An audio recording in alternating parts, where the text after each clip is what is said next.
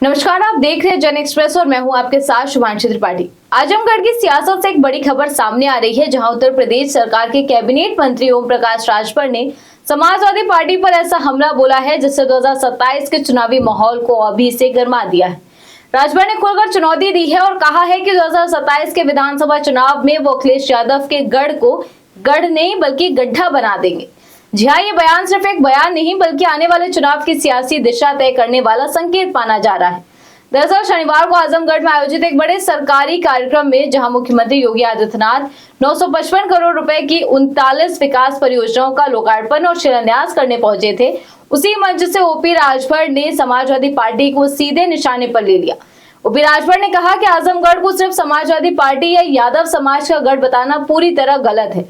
उन्होंने साफ कहा कि इस क्षेत्र में केवल एक जाति नहीं बल्कि राजभर, निषाद, कोल, बिंद, पाल, प्रजापति, चौहान, ब्राह्मण समेत कई समाज के लोग रहते हैं और ये सभी मिलकर राजनीतिक समीकरण बदलने का मन बना चुके हैं। राजभर ने अपने बयान में सबसे बड़ा हमला करते हुए कहा कि 2027 में हम अखिलेश यादव के गढ़ को गड्ढा बना देंगे। ये बयान सीधे सीधे सपा के कोर वोट बैंक और उसके मजबूत माने जाने वाले क्षेत्रों को चुनौती देता है।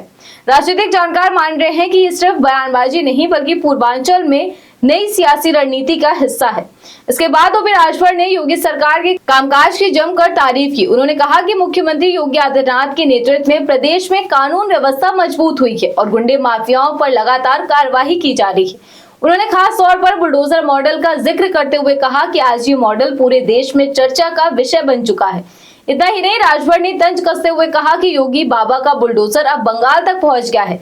समाजवादी पार्टी पर हमला बोलते हुए राजभर ने आरोप लगाया कि सपा शासनकाल में प्रदेश में करीब 1000 दंगे हुए थे। उन्होंने कहा कि उस समय हजारों लोगों को परेशानियों का सामना करना पड़ा और कई लोगों की जान तक चली गई थी। इसके विपरीत उन्होंने दावा किया कि पिछले 9 वर्षों में उत्तर प्रदेश में एक भी बड़ा दंगा नहीं हुआ और प्रदेश में शांति और सुरक्षा का माहौल बना हुआ है। राजभर ने आजमगढ़ की छवि को लेकर भी बड़ा बयान दिया। उन्होंने कहा कि पहले इस क्षेत्र की पहचान आतंकवाद से जोड़कर की जाती थी, लेकिन अब हालात पूरी तरह से बदल चुके हैं। उन्होंने दावा किया कि वर्तमान सरकार ने आजमगढ़ को शिक्षा और विकास का केंद्र बनाने का काम किया है।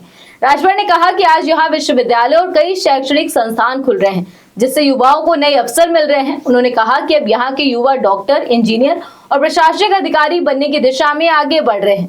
विकास कार्यों का भी जिक्र करते हुए राजभर ने कहा कि पहले आजमगढ़ से लखनऊ पहुंचने में करीब 6 घंटे लगते थे, लेकिन अब बेहतर सड़कों और कनेक्टिविटी के कारण ये दूरी करीब 3 घंटे में तय हो रही है। उन्होंने इसे योगी सरकार की विकास नीति का सीधा परिणाम बताया।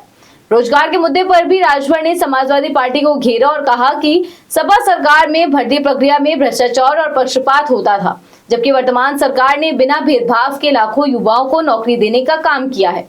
और अपने भाषण के अंत में राजभर ने विभिन्न समाजों से एकजुट होने की अपील भी की।